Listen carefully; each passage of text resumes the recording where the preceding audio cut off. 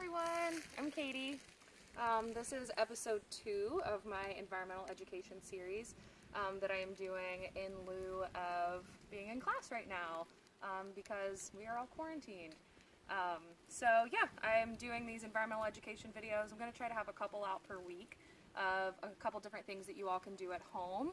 Some will be based around plants, some will be based around cool fun projects that you can do, adults and kids. Just to kind of keep you busy and getting you outdoors during this quarantine. So today is one of my favorite lessons. I'm really excited. We are going to learn to tie lashings and make these A-frames in order to make a fort. So me and my roommate Crystal, we're out here in the woods behind our house today. And we are going to build a fort. We're super excited about it. This is something that I used to do at summer camp as a counselor and had a lot of fun with the kids doing this. But adults, you can have your fun with this as well.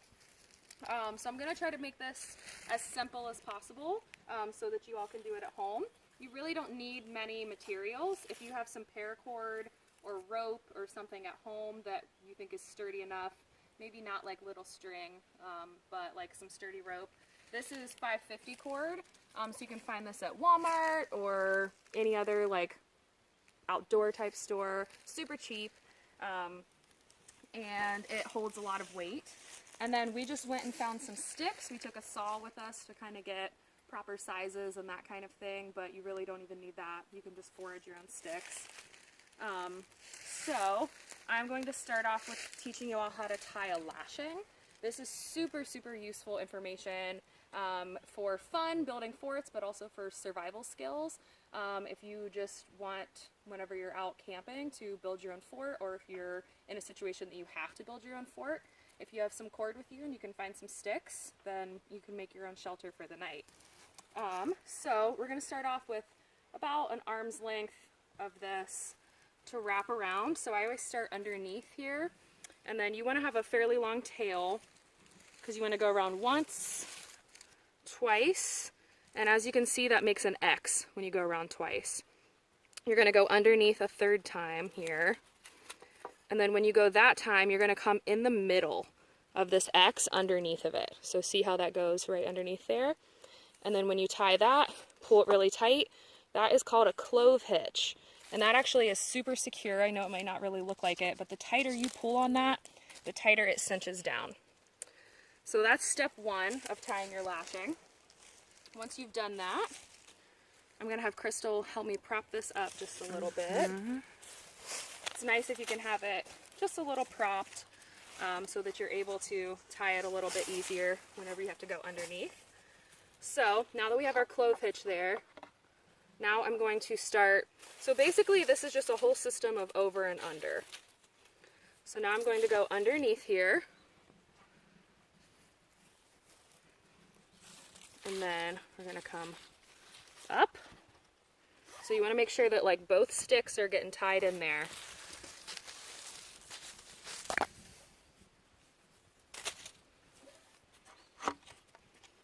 Oops, don't have that side lashed on just yet. All right, and then we're going to come down here and over. I have a really long string, so don't mind my tail here. And then we're going to come back up. I would suggest doing this at least 3 times or so on like each side, just to make sure that you've really gotten it secured in there. So I'd say that's pretty good. You can start to feel when it's tightened down, and you should start seeing these crisscrosses happening on top here. So this was an X, this is also an X you're going to have through there. So once you feel like you've gotten that tightened down pretty securely, then you're going to take the tail of your rope and you're going to wrap it horizontally around in here. You're going to want to get all those strings there and go all the way around. And when you're doing this, you want to pull really tight. And so this cinches all of those over and under crisscrosses down. And I would say do this about 3 times as well, cinching tighter and tighter every single time that you go around.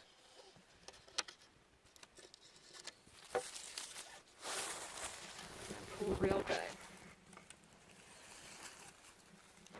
And then I'm gonna come over here. Actually, I think I might grab my multi-tool and cut this real quick.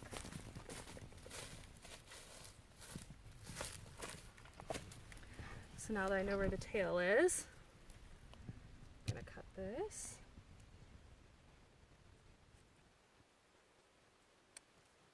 Always use parent supervision if you're using a knife for kids watching.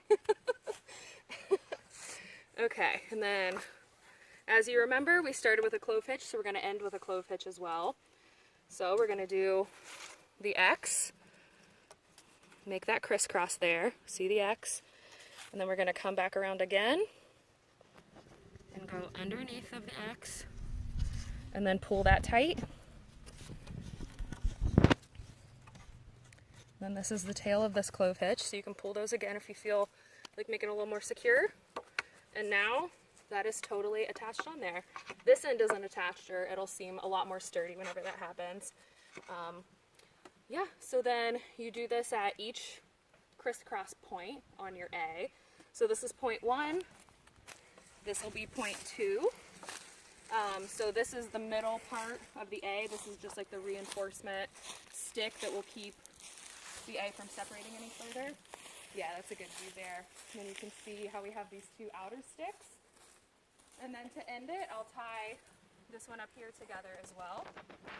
And then whenever you're crisscrossing your A, you want to make sure to leave like space up at the top so that you can put a top adjoining stick in between both of the A's. This is our second one that we're working on. We already have one that's finished over here.